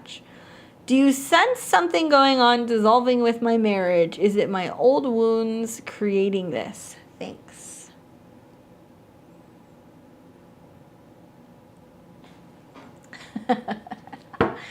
Thank you. Let's take a look. All right, so first of all, I just want to speak to a couple of things that are going on in your chart. Pluto on your sun, it's almost done, okay? Pluto rules your 12th house of the subconscious. So the fact that Pluto is sitting on your sun, that's hanging out in your 2nd house, is bringing up subconscious insecurities, and you're like, is this my intuition, or is there something going on? And it's like a self-esteem thing, okay? So there can definitely be a sense of becoming aware of where past hurt, haunt, traumas, whatever, are coming up that's threatening your foundation, right? Which can be like an ego thing. And if Pluto's conjuncting your Venus, and it's the ruler of your 6th house, so it's realizing where there's like unhealthy patterns and tendencies that are kind of going on. I'm a Cap Venus too, so I've had that transit. You got eclipses on your moon that are hanging out right now. Even if it's in your 5th house, it's going to bring up issues where there's emotional kind of breakdown that's happening, because it belongs to your 6th house whole sign. And you've got Mars going retrograde in your 7th, and a square to Neptune in your 4th. Okay? So here's the truth. You got a lot going on astrologically. The fact that the eclipses are in the same sign as your moon, and your moon relates to the 8th house, is emotional detoxification that needs to go on. A reworking of emotional patterns. And if you look at what's been happening in your relationships for the last 2 years with Venus retrograde, Mercury retrograde, eclipses, it's about whether or not you're communicating Gemini effectively with other people, right? And for a Capricorn, Gemini energy is 6 houses to your sun. So it's about delays, breakdown, what they're not telling you. Your 6th house is your 12th house to your 7th. So it's things they're not talking about, you picking up on that psychically. Just being a Sag rising in general with Mars and Gemini in your 7th square Neptune tells me that there is a sense of like, am I repeating past patterns or are these things coming back up? Let's see. Oh, that one jumped out. Temperance, 8 of Swords, King of Wands. What sign is your partner? Oh boy. Temperance makes me feel like there is a need to scale back and find the balance right now. That there is a sense of balancing things out. I'm not necessarily seeing cheating coming up. That's not really how I read this. I think the Temperance coming up with the 8 of Swords is basically like healing past traumas, realizing that there's some timing stuff that's kind of playing out where you're clearing things out from the past. And it's also making you more aware with that 8 of Swords where you're not communicating some of these fears. Like you're not being clear about some of the fears that you're having, about being abandoned, about being mistreated, about being lied to. Like there's some stuff coming up that has not totally been dealt with. Temperance, 8 of Swords is like, what have you been afraid to heal? What have you been afraid to talk about or acknowledge, right? Then you have the King of Wands coming up. So it's basically saying like, you know, you've got somebody who's active in the relationship, ready and willing. They may not be aware with that 8 of Swords that's coming up that you're kind of like silently dealing with some issues and some agony, right? And if you have Sun and if you have Venus that technically belong to your 2nd house, even though you're a Capricorn, you're going to act like a Taurus. It's going to be like my money, my food, my possessions, my relationships, everything's mine. I physically have it. But what you're learning is that physically having someone, something, does not necessarily make you feel safe. So this is where the Pluto stuff is coming through and you're realizing like I can have all the things, but that doesn't necessarily mean that it's healthy. It doesn't necessarily mean that I'm secure. So I'm wondering the past haunts and the things that are coming up, is it from past relationships or is it from this current relationship? And if you guys have had some indiscretions in the past, especially the past 2.5 years with retrogrades in your 7th, where does it need to be dealt with now so that way you're not silently suffering and like almost waiting or willing something to happen because you're convincing yourself that something could, right? Because there aren't cheating cards coming up here, just to be honest with you. They're not coming up. Even the King of Wands is like somebody who's like, hey, I'm here. Like, what do you want me to do? You know, and if you're saying he's an Aries rising, well, there you go, you know? So both of you guys have 2nd house suns. Everything has been ripped up. Should I be cleaning them out too? Like I put my energy and dedication and love or not, right? I mean, personally, I feel like this is more about what has happened in the past and whether or not these indiscretions were with him or if there were other relationships that you have had hurt and you have had pain and things that you have not dealt with, right? Especially because Venus rules your 6th house. So it's kind of like 6th house is like, well, do we separate? Do we divorce? Do we break up? You know, like what do we do? And with Pluto going through your Venus in Capricorn, you're going to look at it and go, but I invested time and I invested money and this is how much we owe together and this is how much we have in the bank. And you're going to go through all of these like very practical, we can't, you know, we can't break up because we have a business or we have these investments type of thing. And that's where Pluto is going to say, but is it worth staying in this and staying committed to this person and being totally invested, but internally, 8 of Swords, totally ripping yourself apart, being like, I can't do this. So you either need to come out with it and have the conversation and basically be like, this is what I know, this is how I feel, or these are the insecurities that are coming up. Can we work through it? Especially as you have Saturn that's, you know, hanging out in your 3rd house. It's in a trine to Mars. So the way out of this being a Sag rising is like sitting down, having a conversation, talking about it, getting it out, and probably having a 3rd person help you and being able to really sit down and figure out, is this from this relationship or is it from previous relationships, right? And as Mars is in a square to Neptune, Yeah, I'm not going to lie to you. Mars in your 7th house square Neptune can be deceptive. It can be somebody who's keeping things from you, but I'm not seeing that. I think it's about you being like, oh my God, is my home safe? Am I stable? Because I don't know what's going on with this relationship. And like, what do I do? Not right now. I don't think you need to worry about that right now. I think I would be sitting down and trying to figure out whether or not this is coming from past stuff you haven't dealt with that's seeping into this current relationship, because you have somebody who's active and ready and willing, you know? And having an Aries rising person right now in your life, you basically, or what did you say? Pisces, Aries rising, Pisces sun. Okay, so 12th house sun. So, Jupiter's going to sit on their ascendant. So you're going to see a side of them that's more independent, more adventurous, more kind of like focused on themselves right now. But that doesn't necessarily mean that they're not involved in the relationship. And it depends on what degree your Venus is into. Pluto conjunct Venus can be wealth, right? But it's wealth of what? Wealth of healthy habits, healthy patterns, being of service, like being able to help people in other ways. And then he gets shady and question things and he pulls away versus hearing me and putting me at ease. Yeah, well, Pluto on your Venus will do that to you. It's going to send you into a bit of a tailspin, and it can also bring out some really bad habits within you, and it can affect your physical health. So you have to look at all of the aspects. But what I'm seeing here personally is more so connected to things that haven't been dealt with in the past. And I would say if you're dealing with an Aries rising Pisces sun, you have to understand, like, Mars is going through Gemini and it's squaring his sun right now. So that's not entirely too comfortable for him either. That's going to be bringing up this sense of like, do I say something or do I retreat? Do I talk about it or do I pull back? And if he feels like somebody is being aggressive with him and like arguing with him with Mars in his 3rd, he's going to pull back. So it might be a good time to kind of go, okay, is this my shit or is it something relating to this relationship? And if I'm coming at this because I have insecurities that I'm not talking about, then yeah, you're going to set yourself up for having this conflict. And like the Aries rising, which King of Wands makes sense, is like, yeah, he's going to get kind of confrontational and then he's just going to kind of take a step back. Might be worth finding somebody to help you kind of balance this out and be the middle person and talk about some of the insecurities and why this is coming up in the relationship now. Use the Mars retrograde to kind of balance things out. I think if you have a Sag rising, Mars retrograde in your 7th is sit down, talk it out, have a hot beverage, have a cup of coffee or have a hot tea, light a candle and talk about things. Work with that energy of Mars. But Pluto on your Venus is like, it's gonna bring up all the fears and the insecurities and the patterns. And when you're not seeing what you want in the relationship, you'll see unhealthy eating habits, unhealthy spending habits, unhealthy work habits.